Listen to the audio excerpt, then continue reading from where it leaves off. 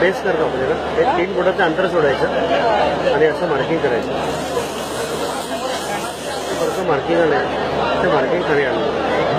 Marking यासाठी केलं आहे की या गोलाच्या आतमध्ये 3 रंग टाकायचे. पहिला रंग त्या मार्किंगवर टाकतो. दुसरा रंग टाकताना आधीच्या रंगांमध्ये थोडंसं त्याला मिक्स करून टाकतो.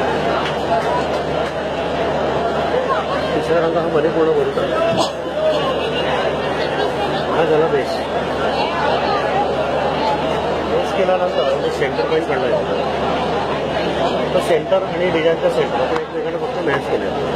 आता जाळीवरती पांढरा, पिवळा आणि पोपटी हे रंग फिक्स आहेत. डिझाईन कोणताही असलं तरी लाईट कलर असल्यामुळे हे बेसला वापरायचे नाही.